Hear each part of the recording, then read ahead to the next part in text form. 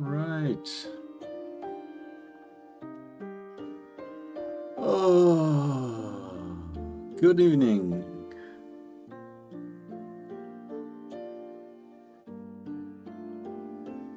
Making sure everything is running.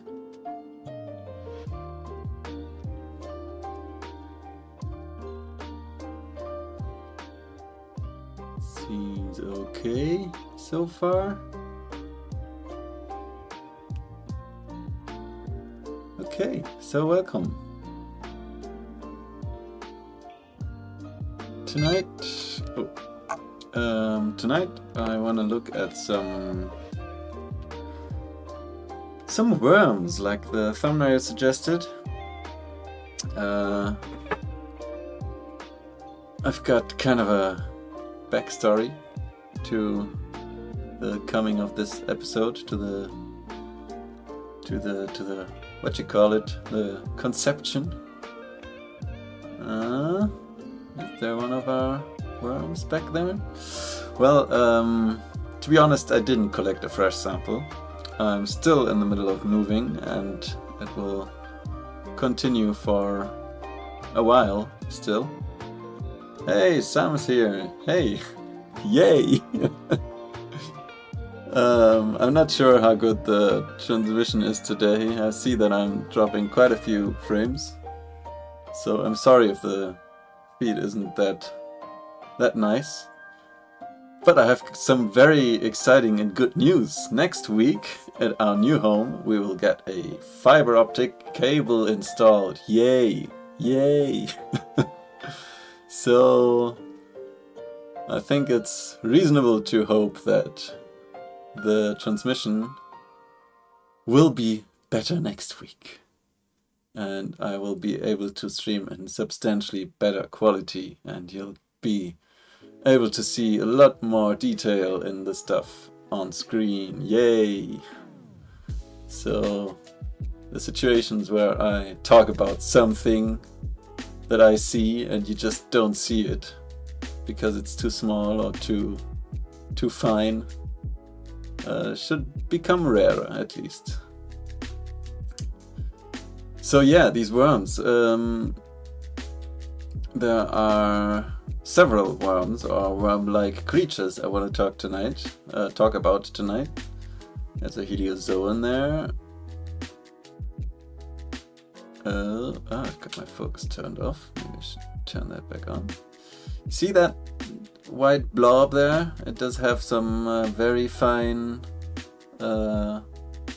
tentacles radiating out, and that's one good example of something that you're probably not able to see very, very well right now, but might be able to see better next week.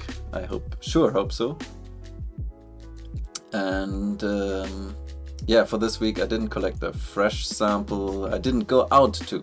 I did go out, but just into my garden. That's not the sample I'm talking about. We'll look at that later. I had a pretty old sample sitting around that I took in February, and in that sample, it's kind of a strange sample. It's a sample that I collected, and it really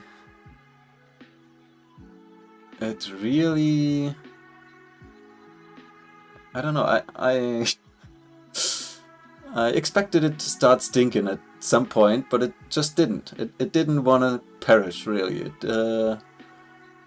It was from a ditch in Bavaria when I was visiting my parents in February to finish building my machine. And Sumi's here. I'm a cheater for collecting a sample just in my garden. Yes, guess so.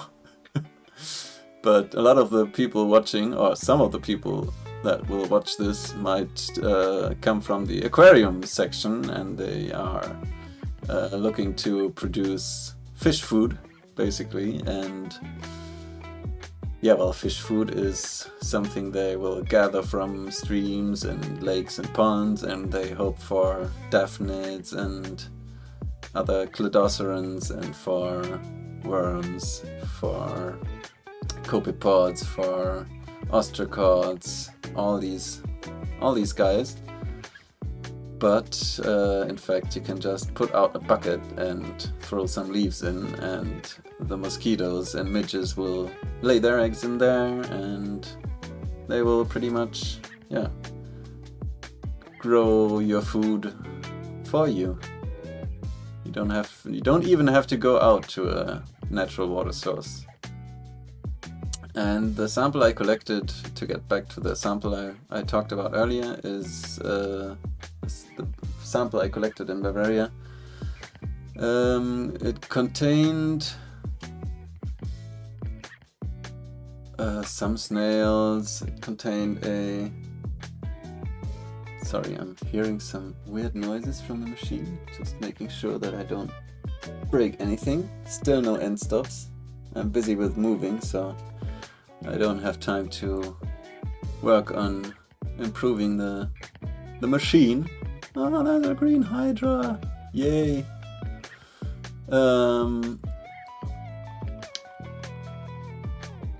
Anyways, this worm, this sample still contained a worm, and it was really red. That's the one I put on the thumbnail. And I don't know, I'm not 100% sure, but I think these worms, some of these worms can get redder or less red, depending on oxygen content of the water. If there's not a lot of oxygen, they will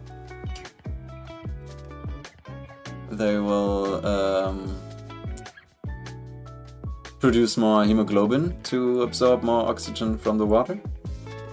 And I think that's what happened. That's why that particular worm was so red. But in the aquarium trade there are some really,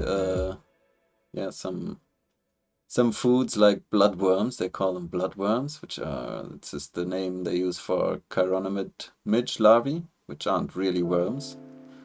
But that's one of the things we'll look at later.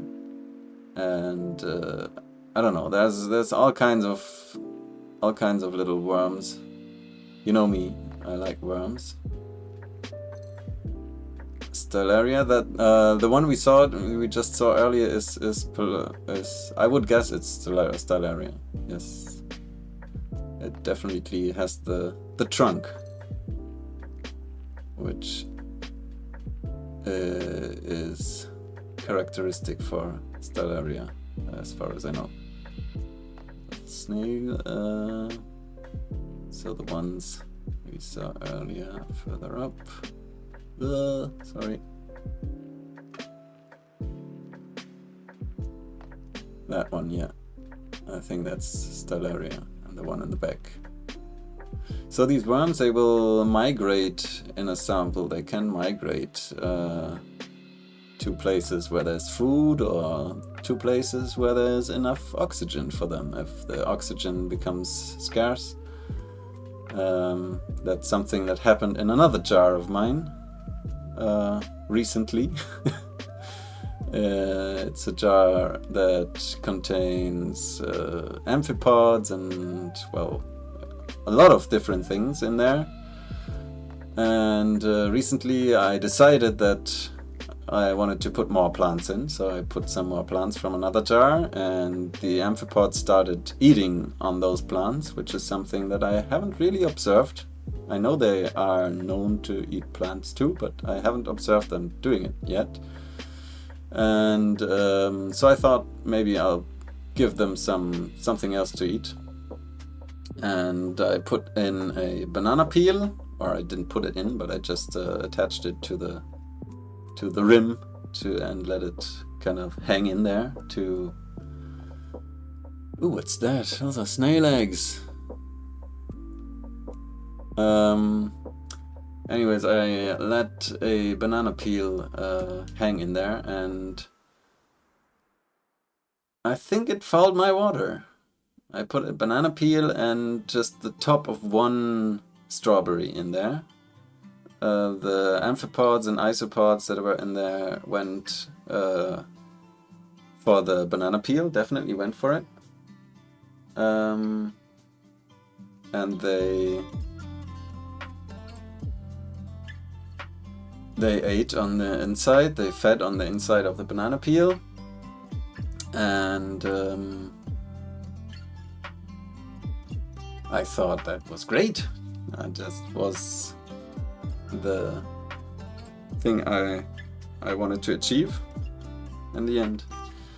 But the water became darker and darker, and I did some research and learned that water can turn pretty dark if it's just magnesium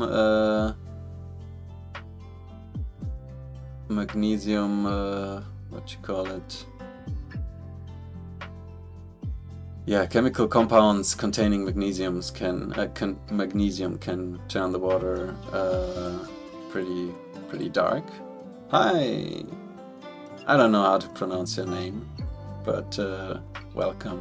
Belle. I call you Belle.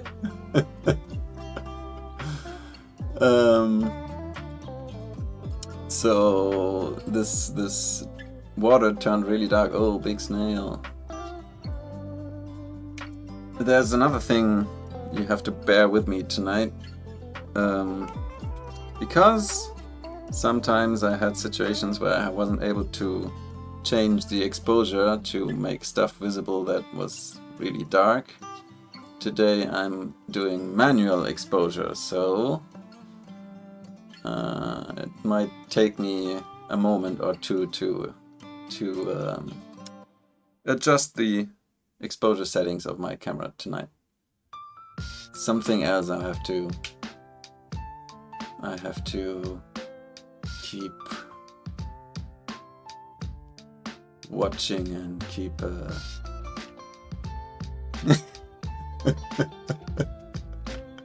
well, you Bella, you achieved it. Definitely hard, because I live in France and it could be like French, but I think you're not French, are you? I don't think you're French. Anyways, yeah, manual exposure, manual driving of my motion control, manual addition of a very red worm to this sample, but I haven't found it yet. There's an isopod digging through the sediment back there. Can we get him in focus maybe? Where are you, buddy? I see an antenna. 11th Slane is here. Hey! Welcome. I remember you. You were here last time, weren't you? And thank you. It is beautiful. I agree. Not to sound arrogant or anything. But the aesthetic of something, yeah, of these small water worlds is really, they have kind of an alien charm to them.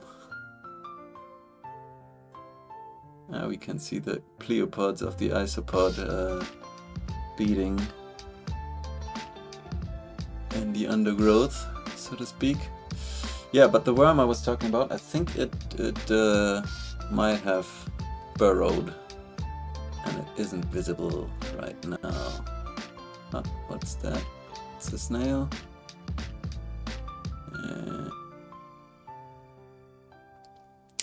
So I prepared 3 samples tonight.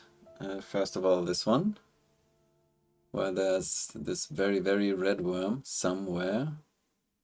There he is, coming in from the left. Very nice. So it's an annelid worm, which really doesn't say a whole lot. It says that it's segmented. Belongs to the group of segmented worms. But the snail is bulldozing right now. am I going to work with Father Fish? Well, he wrote a comment that he would really love to narrate one of my videos. My problem right now is that I'm just not I'm not very productive. I'm in the process of moving to a new house. Where did our worm go? I still see something red there, but it doesn't look like a worm that's alive. It just looked like a piece of something. I'm not aware of anything in here that does eat worms. The tiny snail. There are definitely tiny snails in here. Yeah, the worm is damaged. Our worm is damaged. No!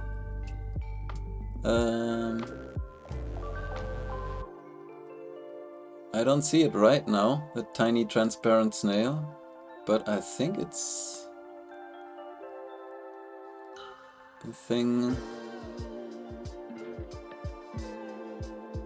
If you're talking about the thing I think you're talking about, I think that might just be a dead leaf of duckweed. But there is. Angus is here. Hey, welcome, Angus. My man. Yeah, there are tiny transparent snails in here. Definitely are. There are tiny transparent snails in this structure here. That's in the middle of the screen right now. I'll try and get a closer look like this. Those are snail eggs. Fairly certain those are snail eggs.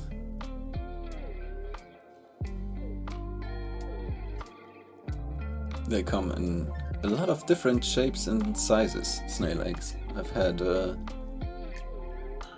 some snails lay their eggs on the side of the glass or on other surfaces in the sample, but these ones here haven't yet hatched. Let's see if we can find a live one for you. So the worm I was talking about is, unfortunately, I think it has perished. It was alive when I put it in there. I observed it for a while. It was alive and kicking. But something took a bite out of it. I think it looked like it was... There's a snail. Get in focus. There's a smaller transparent snail. What microscope do I use to capture this awesome footage? I use a custom-built device with a Blackmagic Pocket Cinema camera. Yes. Ridiculously named camera, but it's a nice camera. And at the moment there is... So it's not the craziest magnification, basically. That's one of the reasons it looks so nice right now.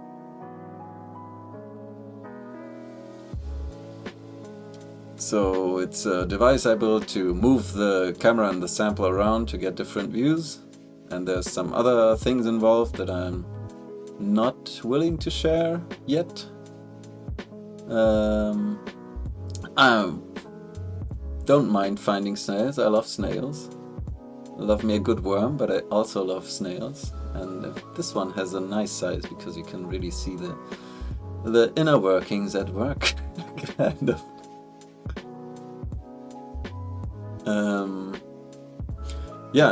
I've got a cinema camera that has a micro four thirds sensor, and there is a extender, so a teleconverter that makes everything. Yeah, there's a Hydra to the left. You've seen that in the beginning.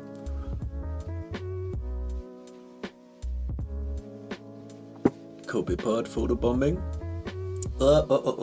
What's happening? What's happening? What's happening? Out of control. So in the end I have a cinema camera with a macro lens some extenders or teleconverters that allow for further magnification. The camera has a small sensor compared to photography cameras. That's something I didn't know before I got it, that a lot of these similar cinema cameras have Super 35 or even, yeah, other sensors that are quite a bit smaller than full frame. So they have like they're quite a bit smaller, so the projection stays the same. Well, I'm not gonna get too deep into it. You can check out my last stream. I talked a bit more about the device and what the advantages and disadvantages of using different kinds of equipment are. But right now I think I'm not yet at my maximum magnification. Let me get there real quick. Let me focus.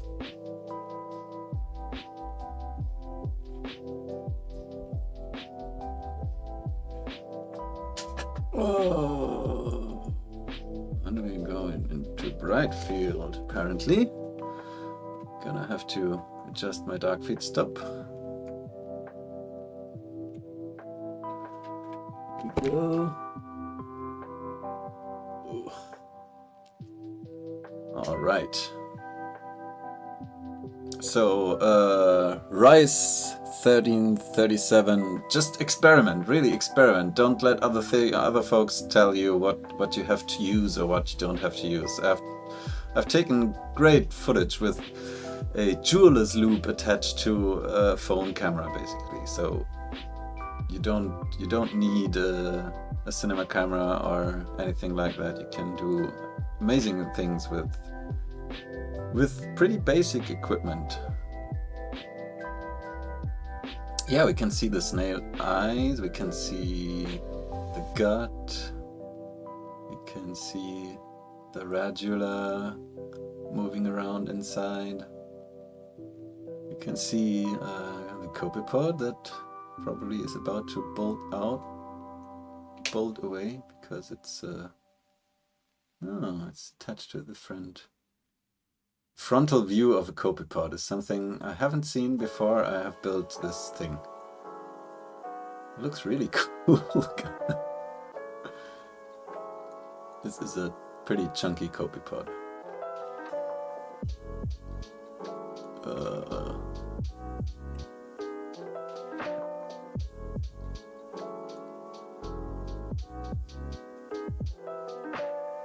Okay, check if I have my shuffle on. I feel like, you know, for the music in these streams, I have made a playlist that contains shuffle is on. Contains 72 tracks, 3 hours of music, but I feel like it's playing always playing the same stuff, which is weird. Oh. I'm kind of lost, sorry. I need to rehome my camera to get everything working as intended. Right, here we are.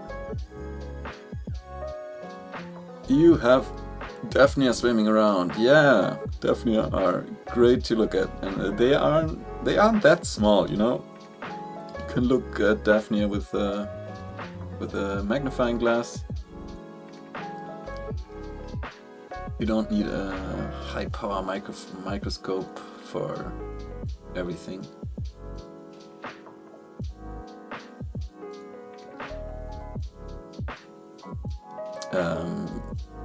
Experiment not just with the equipment you use for filming and photographing things. Experiment with lighting as well. Lighting stuff from the side, from the back, and from all kinds of directions. Just try different things.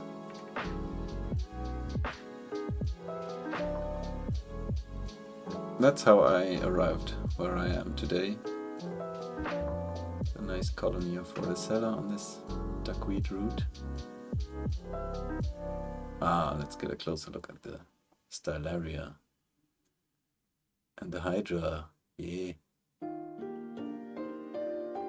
There's a copepod with one egg sac. Almost can see some of the contents of these eggs. See that there is a little yellow spot in each one of them. Not sure if you can make that out on the feed. Oh, he's gone. I looked away for a second and he's gone. But anyways, wanted to look at the worms. That's the back wall. It's not good. So this is a Cladoceran here hanging out. This is not Daphne, I think. That's still the same that we have seen in the other streams. Cymocephalus vetulus. Still have that one in. Do I? No. I made some text labels, but today I didn't prepare any text labels, so sorry if you're interested in the scientific names of these things.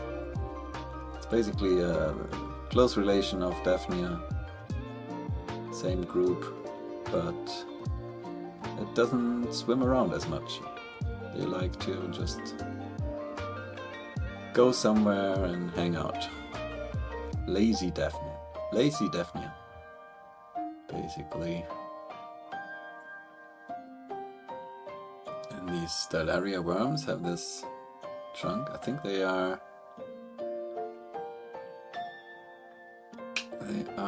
sensory trunks. It's a sensory trunk. And we can see some feeding right here. It's sucking on the skeletonized leaf structure here. And you can see the mouth parts. I don't know.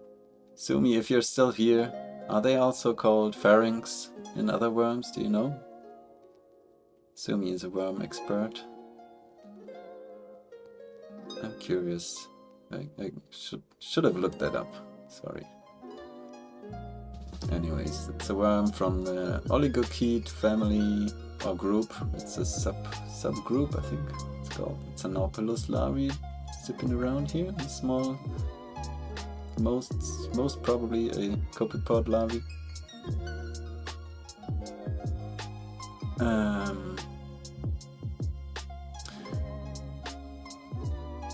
It's really entertaining to watch as a live stream. Well, thank you. That's why I'm streaming it. I hope my yapping doesn't detract too much, but you can just put it on silent and put in your own music, and there you go. If you don't like my commentary. Oh, snails.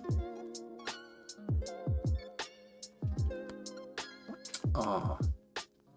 So the exposure control I do is with the remote control app that I have on my iPad, and of course my iPad always goes to sleep when I want to use it. The snail is a bit bright. Should I put the polarizer in to make it a snail lamp?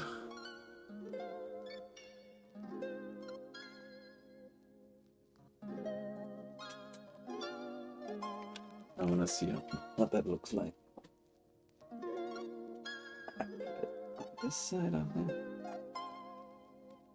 Oops. Well, last time it was really quick to adapt to exposure. This time I have to manually change the exposure, and we get a rainbow snail. Look at that. A bluish rainbow snail.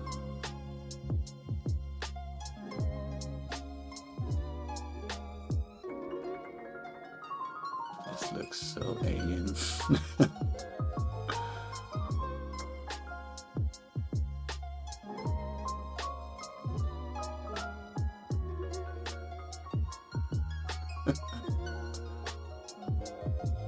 Yeah, it's gonna burn out my sensor. I don't think the sensor doesn't mind too much. It's just underexposed for a while or overexposed. But yeah, sometimes I do feel like you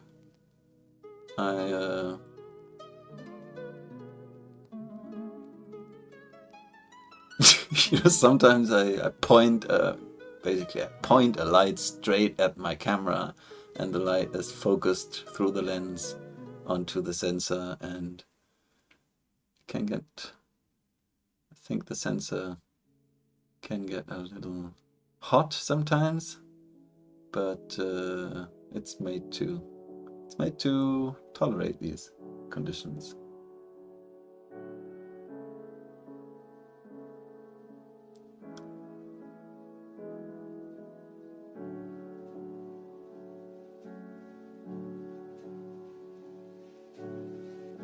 Yeah, I know the microscopist you're talking about. You're talking about James Wise, aren't you? That they turn everything in the sample into snail poop, and wasn't that it? That he said it's only gonna be snail and snail poop left.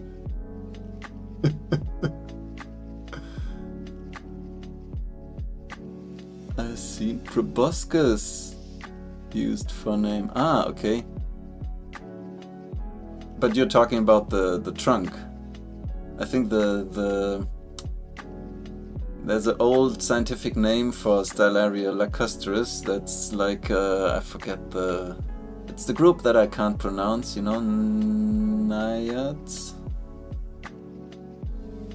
and it's like Naias proboscoides. I was talking about the mouth part, the thing that does the sucking in, or the eating. That's right behind the eyes, or below the eyes.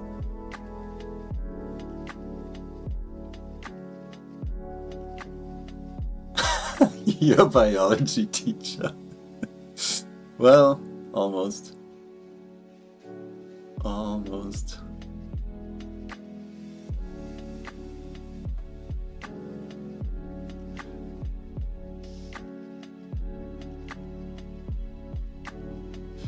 So anyways, the thing I wanted to look at first and foremost was the reddish kind of worms we can see in different environments, and of course there's more than the one we saw earlier that perished. I'm gonna leave the snail now.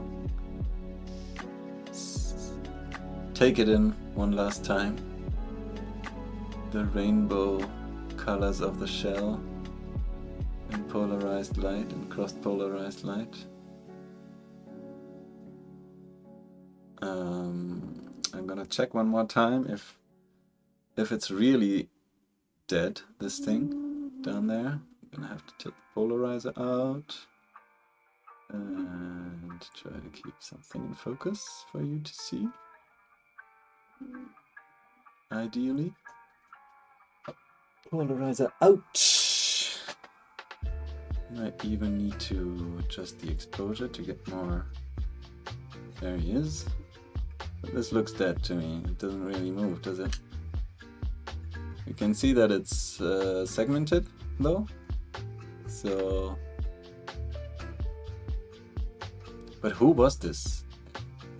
I haven't seen an isopod eating worms. I have seen isopods walking past worms that were way smaller than this, and they didn't attack it or take a bite out of it, so I have my doubts that it was the isopod. What else? The big snail? Do snails do things like that? Eat worms? But it's wounded, isn't it? There's like body fluids seeping out. It's kind of gnarly. Sorry for the faint-hearted. Spoiler, don't watch my streams if you don't like wiggly stuff. Yeah, the mouth and buccal cavity, pretty much. I'm gonna have to start calling it that. Something moving. Oh, it's a snail. The bulldozer snail is coming. No. I'd say it's dead, yeah. He's dead, Jim. And we're getting some flare.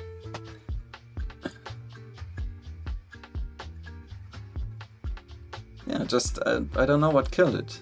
It's not dead because well, what might have happened is that I threw it in there. It died because the conditions were, it was a shock. It came from another sample, and I threw it in the tube that we observed last week, 2 weeks ago. And so it died of I don't know, of the shock of coming into new water conditions, and only after it was dead the isopod took a bite of it. I'm certain that it was alright when I threw it in there. I watched it crawl around and do all kinds of wormy things, but right now it's dead. So let's not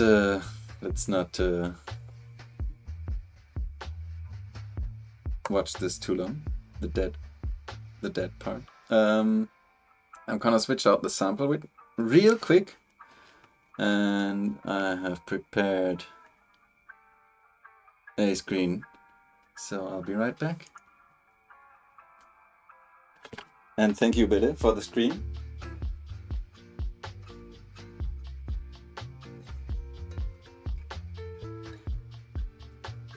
Because I didn't make the stream. I had a AI image for my lens changing screen. And last stream, 2 weeks ago, Billy offered to make a new one, and now I have a changing lens screen with a human touch, with some scientifically correct critters to be seen as a copepod and a few daphnids and worms, and it's nice. So, another tube, and this is from, oh nice, this is from a jar I had sitting around, one of my oldest jars. It's a 4-liter jar, so about a gallon, I guess. And like I said, I put a banana peel in there after I put in some plants, and the water kind of turned gray, darkish. And at first it didn't stink, but now it stinks. And one of the reasons, or one of the symptoms of a jar turning south is that critters will tend to try and stay near the surface where the oxygen content is higher. So this is a Ketogaster worm or something from this group. Yeah, it's a chunky boy. He's got kind of a weird... Oh no, that's the second zooid. I think that's where the second worm starts.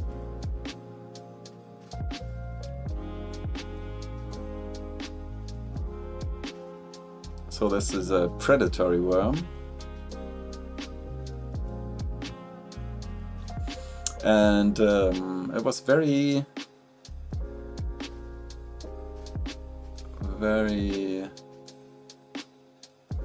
easy to see that something was going on, because at the tip of some of the plants that were in there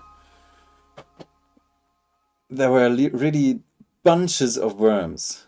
There were quite a few worms crawling all the way to the top of some of the aquatic plants, and that kind of had me suspicious. You can see it here, that there's several Dero worms Darrow worms are the ones that have this structure at their back, this fingered structure. They are called anal gills, in case you're interested. I know, science has all kinds of funny, weird, and yeah, all kinds of names for things. But I mean, they are at the back end, and they are a respiratory organ. So hey, why not call them anal gills? Oh, what's that? Looks like these worms have partly disintegrated already. Might be that those are the remains of some of the worms that didn't make it, or that... yeah, but there still are some that did. There's an ostracod, a big ostracod. Still alive. Yeah. Nice. I love me a good ostracod. And these Darrow worms, they are from the same group as... I think they're the same group as Stylaria. I'll look it up real quick because I might as well learn to pronounce it. Stylaria. Oh. Ria. Lacustris. Check. Annelida, yes. Naididae, yeah, Naididae. Naididae. It's a weird thing to say. Naididae, isn't it? And these Darrow worms, what they are known for is to kind of stick their butt out of the sediment and breathe with these anal gills. Apparently in this sample with all the green stuff, I think there might be sufficient oxygen for them to not really... there's another one, and so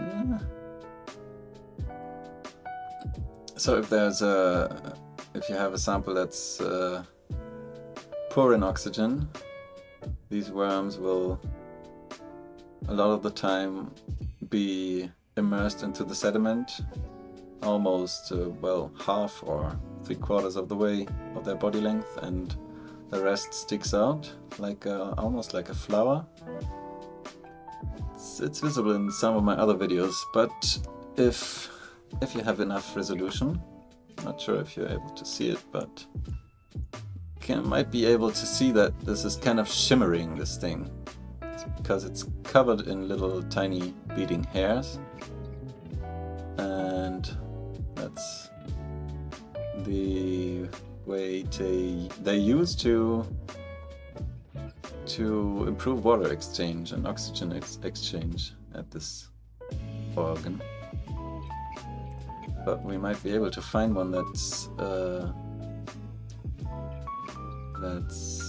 not as contracted, because this one is all over the place. There's one on the left.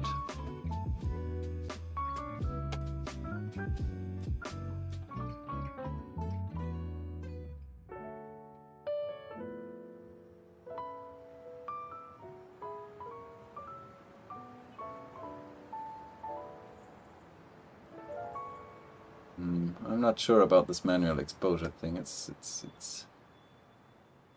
taken a lot of my attention. And with the automatic exposure, at least if all of the screen was dark, it was taking care of itself. And now I'm able to adjust it if like half the screen is dark and half is light, to be able to see the darkest parts. But then again, if I go someplace else like this, it's really hard to, I have to adjust it manually every time. Kind of annoying. Ah, the shimmering is visible. That's nice to hear. As of next week, it will be visible even better. Yay!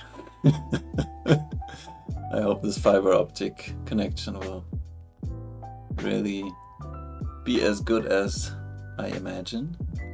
It said something like 300 megabytes per second, up to 300 megabytes per second. Right now I'm rolling with 1 megabyte per second. So it's up to 300 times faster. Up to 300 times more detail. Probably exaggerated.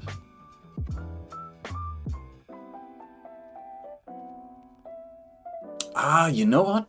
I think this Ketogaster is so chunky and so red colored inside because he was feeding on the remains of these Dero worms, of the other ones. Because what I did is, there's this one strand of Myriophyllum, or I don't know what kind of aquatic plants it is. I'm not terribly well educated on aquatic plants yet. And it was it was covered in these Dero worms. The upper part was 300 times more detailed worm butts. Yes! It's that's what I'm shooting for. Also 300 times more detailed snail tongues and 300 times more fun, basically. But I think that's what happened. I think there was this Ketogaster worm in here, and you see that there are all kinds of worm remains on here. So either these worms have perished because the jar they were coming from had such low oxygen. On the other hand, usually those are pretty hardy in terms of low oxygen, I think.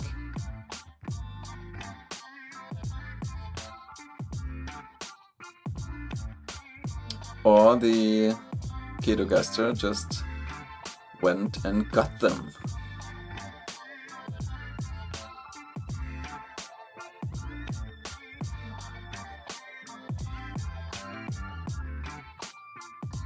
By the way, does someone get flickering? Does someone get what you call it? Flimmering in the feed? Because I don't get flimmering or flickering.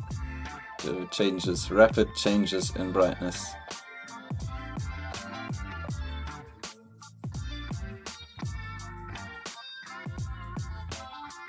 I have had people tell me that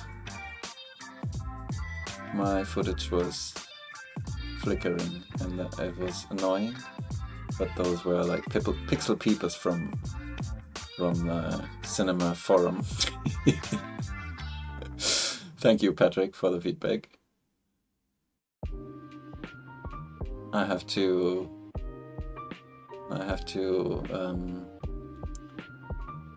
yeah, I'm gonna invest, I should invest into a better microphone as well, and I should invest into a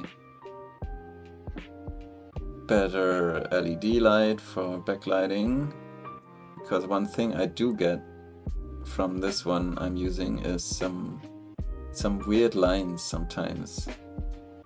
Weird horizontal lines or vertical lines. Very fine, almost. I think in OBS you won't be able to see them, but in DaVinci, if I record in 4K and I look at the footage in the editing software, I can definitely see some artifacts, or I don't know if it's got to do with compression or anything else, but it isn't ideal. So this worm here, it has this buccal cavity, right? My mic sounds good to you. That's kind of you to say, because it's yeah. You don't know what my voice, maybe my voice sounds completely different in reality. I have a Logitech webcam that I bought used about 5 years ago or more, even more I think. And it was dirt cheap. I think I was already dirt cheap when it was new. And that's what I'm using for a mic. So I think there's room for improvement. Let's say it like that. Let's say it like this.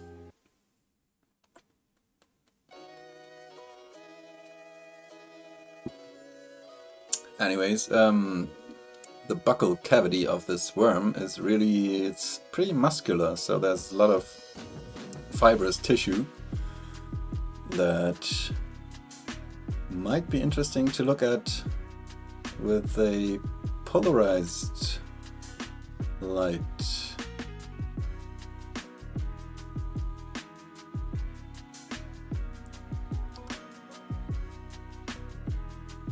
He's pretty well fed.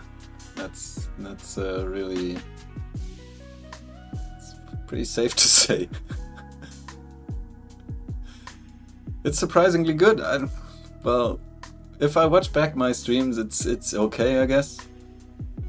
But the range of frequencies it picks up, I mean, you can understand me perfectly well, of course, but the range of frequencies it's picking up is limited. So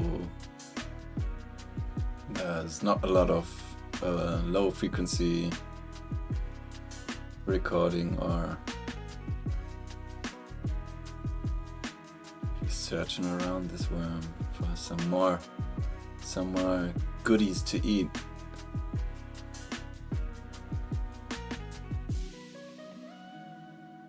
Yeah, he gorged himself on these poor Dero worms. I'm almost certain.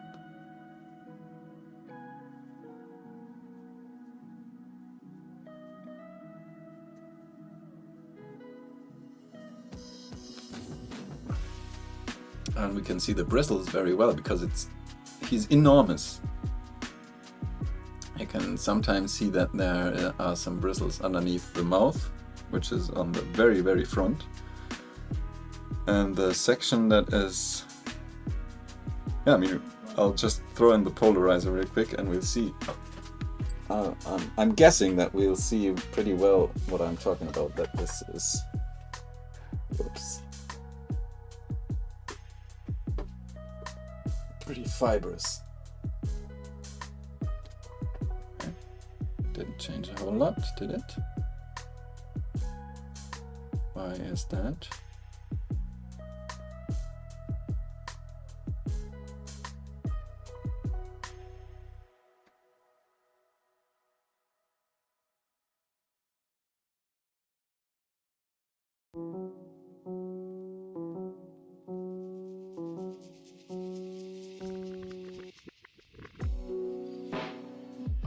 So the funny thing is, or one of the things I wanted to show off tonight is the Dero worms, the other ones here. These ones with their respiratory organ at the back. Maybe we can get one in frame and in focus somewhere up here. It's a pity they don't really fold it out tonight. They can really unfold that thing and it can look quite spectacular. It has kind of an alien flower kind of feel to it. Let's see if there's one in the sediment that's in need of oxygen and breathing away with this thing.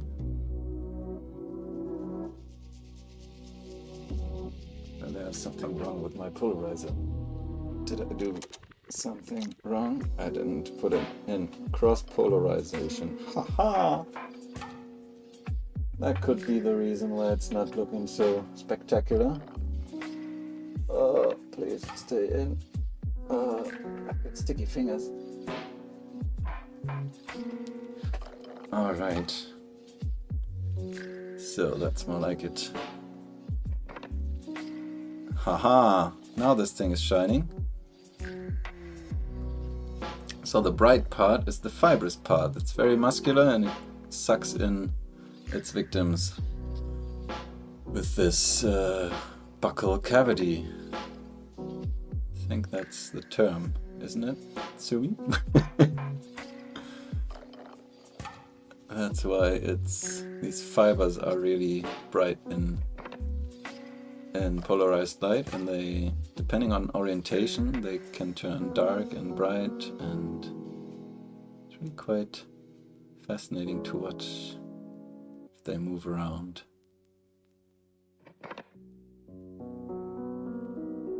And I don't know, the algae in polarized light as well. They look spectacular. I love that bright silver lining basically on the algae.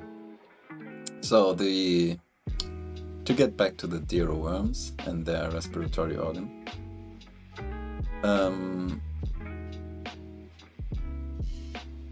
one really weird thing is that bloodworms, so chironomid midge larvae, which are not at all worms, they are hexapod, so insect larvae, they also have anal gills, and they look almost the same.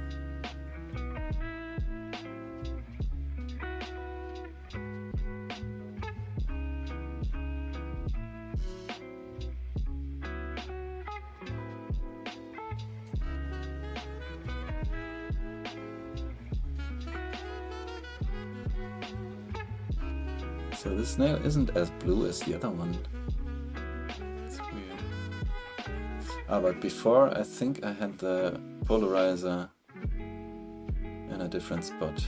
I have like several spots where I can put in a polarizer. I can put it right in front of the lamp, or I can put it after a lens that shapes the light, and I can put it, so I have kind of a condenser. And depending if I put it in front or behind the condenser, it produces more a cleaner cross polarization, so it gets a really dark background. Just for comparison, if I pull the polarizer out, well, you know what? First, I'm going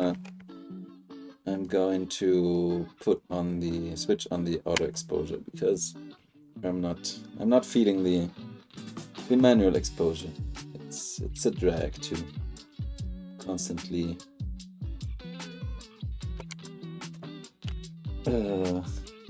change the ISO to make everything work. Just tell my camera to do that for me. Okay. Makes things a little easier for me. Whoops. Sorry. So mouth, buccal cavity. There should be short pharynx, perhaps. Don't know. So pharynx is just if it's like if they can fold it out, or if they can like the flatworms do. They have kind of a trunk that is not just a proboscis, not just a sensory organ, but they can really, or whatever it's called, it's muscular in this species. And the mouth right in front here.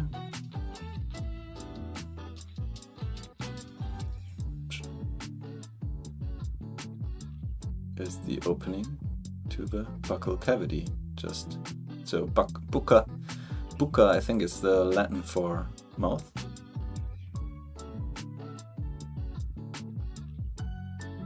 And the buccal cavity is basically the mouth cavity. Pity that he didn't eat yet. We didn't see him suck anything in. I call him a him. I don't know if it's a him, or if it's a it, or a she.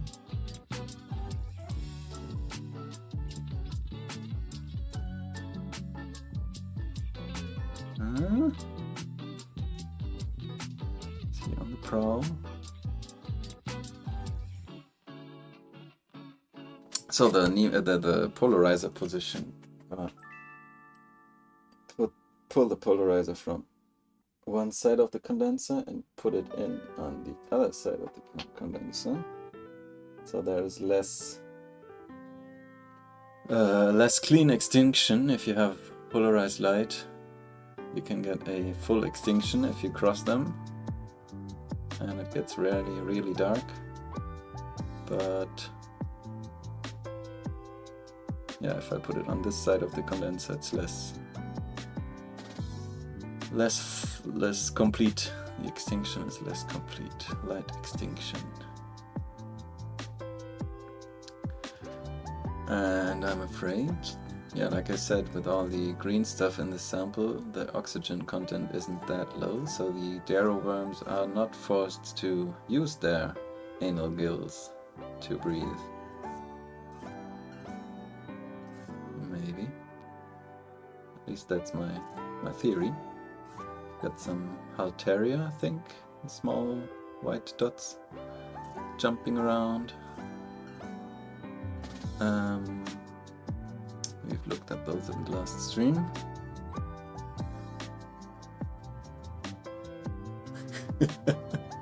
Bye, Billy. Nice for you to stop by.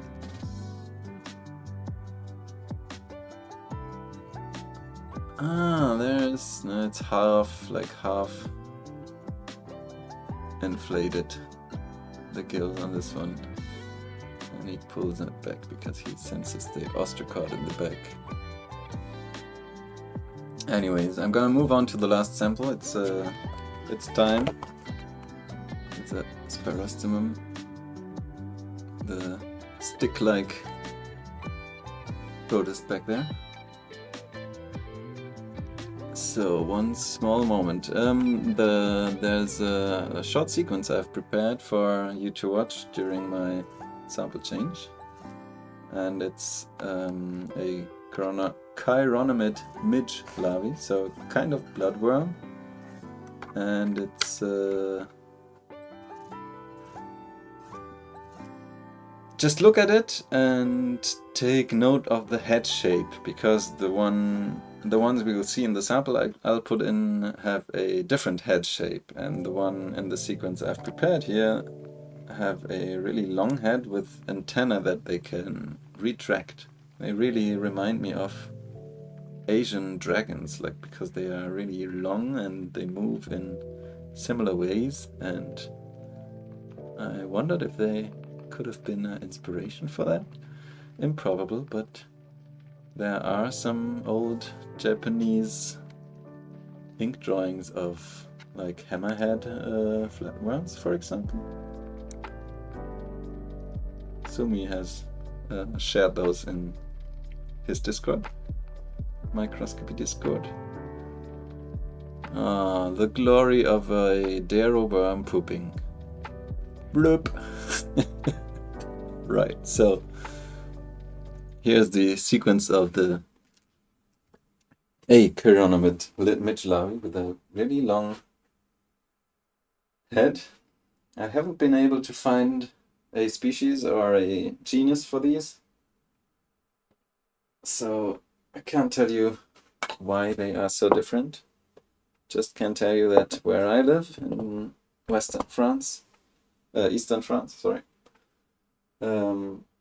the prevailing species of chironomid have a much shorter, more rounded head. And if you look online for chironomid larvae, that seems to be the case for a lot of them. And sometimes it retracts the antennae that are on the front there. they are kind of telescopic. It has a single foot in front that works. Well, it's not jointed or anything. It's just a more of a hydraulic thing. Something it can inflate with body fluid. Hydraulic foot. Haha.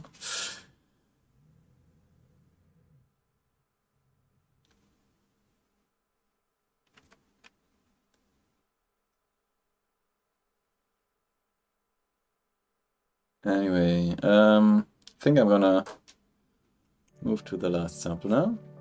If there's something to see. Can we see something?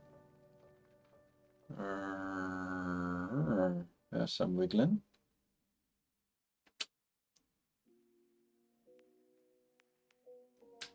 Ooh, what's that? Looks like a bird feather. So there's a mosquito larvae. It's really murky. Very, very murky. And now you might be able to see that there are some horizontal lines. Why? Why? They weren't there earlier. Does it have to do something with the polarizer, maybe? I pulled that out. That is so weird.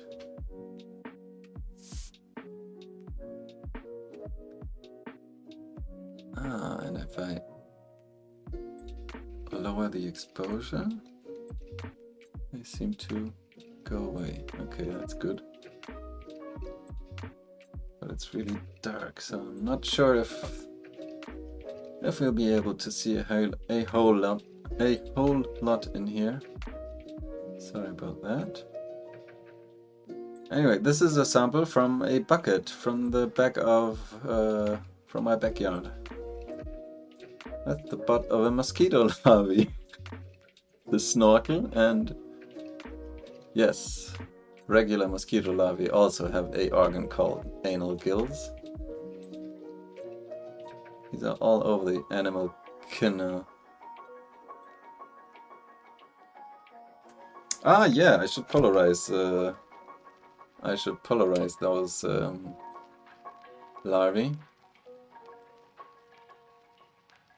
The one you just saw, the one with the long head, was a recording that I prepared for exchanging the sample, so I can't polarize it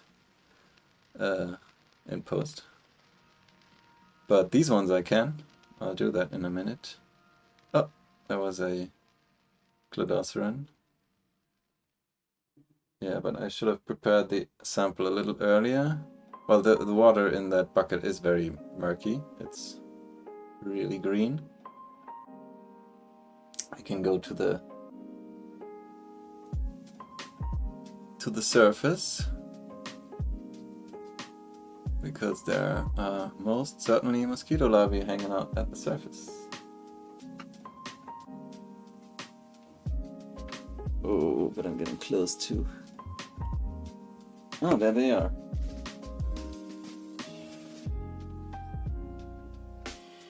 Focus a tiny bit. So I can...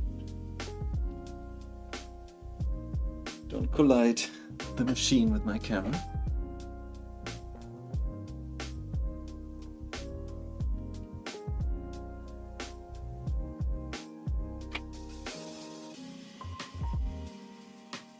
I'm kind of scared that I'll break something. Too close for comfort.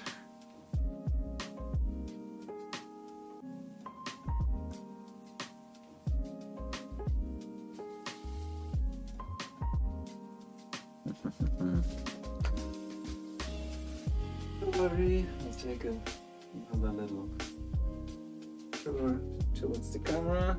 I'll put the outer exposure back off so I can give you guys a little brighter image. What is that? Oh, that's mosquito poop.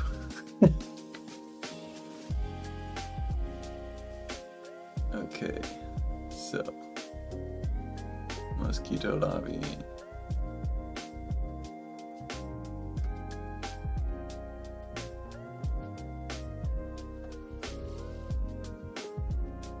The thing I wanted to show was the red worms in here, or the chironomid midge larvae, the ones wiggling through here right now.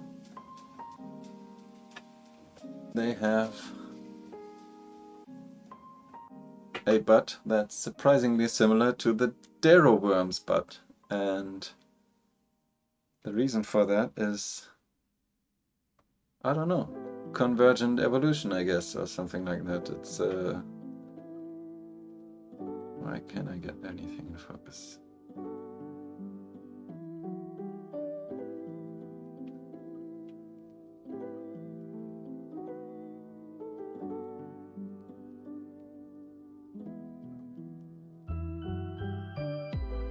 I'm pretty slow here with my speed, movement speed.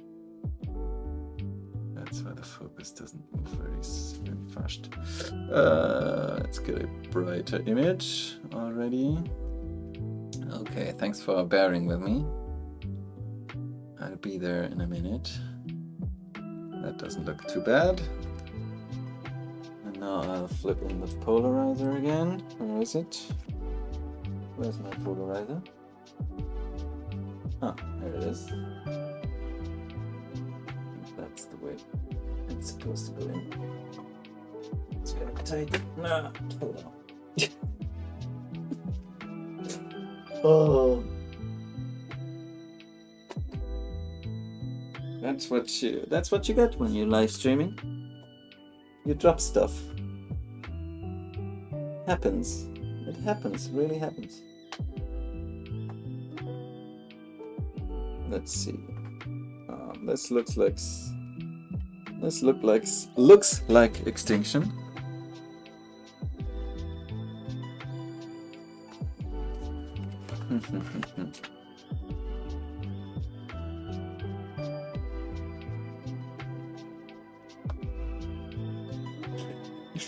The giant mosquito larvae in the back.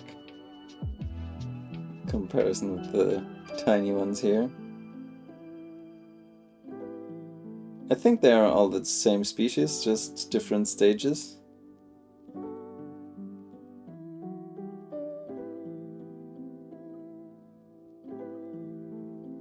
Cladostron, full of eggs.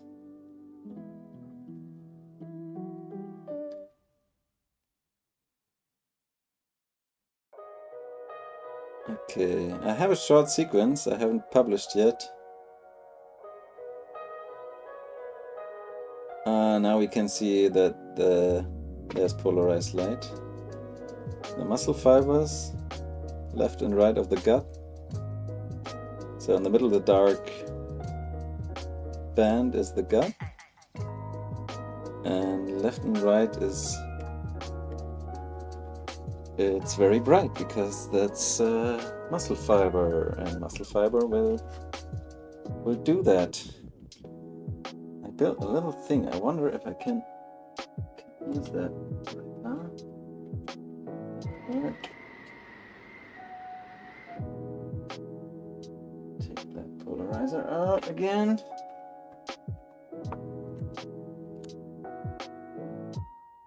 Okay, bear with me, please.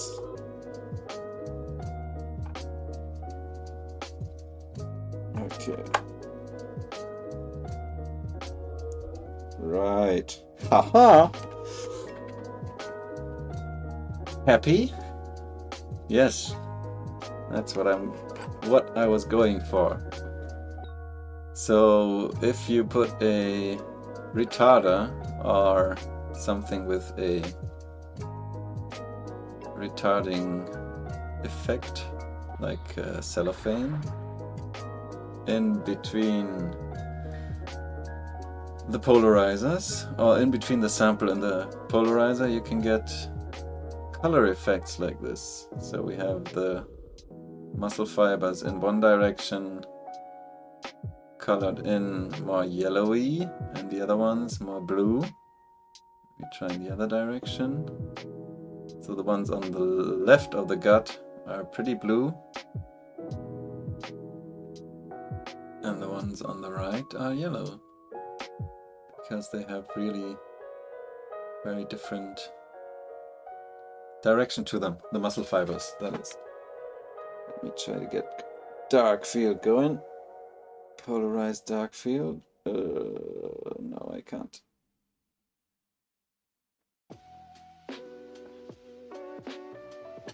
Don't really get why. Ah, right, I get why. Need to get my lamp closer. Light source closer.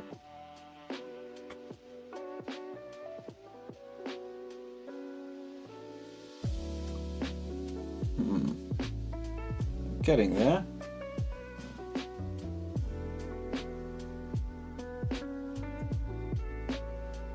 Almost, huh? Well, can't call it dark field, but it's looking freaky. See that copepod on the left turning blue and yellow and weird?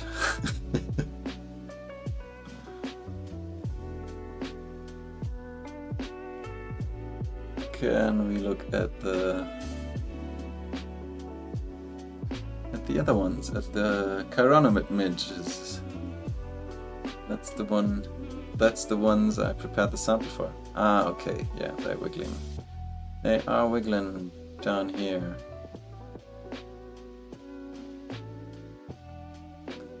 Oops. So he's moving pretty fast, but you might be able to make out that the head shape is much more rounded than the one in the clip I showed before.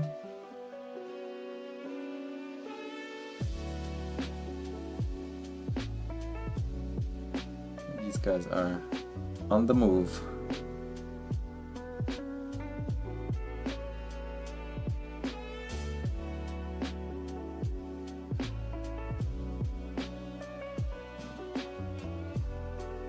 Okay, we're getting some weird colors.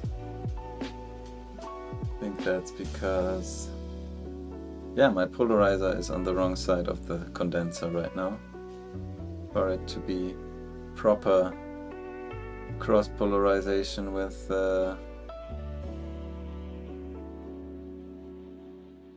all the effects I would ideally get, but I can't help it right now. There's no room. And I can't seem to get a good view on those chironomid midge larvae buds. Well, I'm sorry. I think I'm gonna call it a night soon anyways. Gonna keep trying in the meantime. There's a paramecium swimming through in the back. Ah.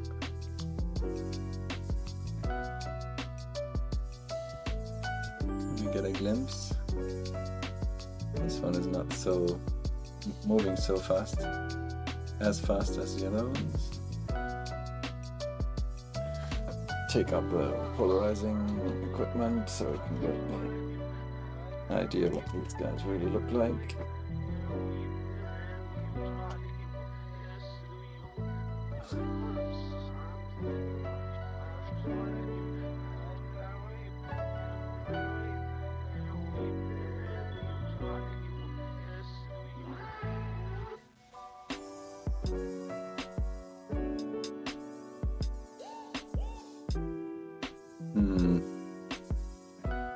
Yeah, they have another way of improving the gas exchange, the water exchange for respiration.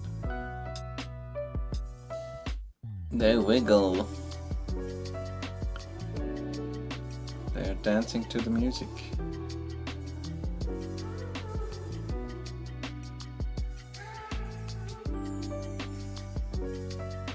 Okay, here we can see we cut a glimpse of the butt.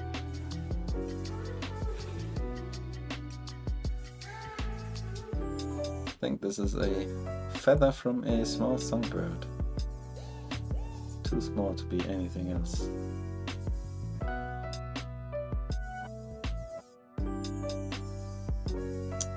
A shame that I can't get a look on these. A better look on the chironomids. Well, anyways, let's call it a night.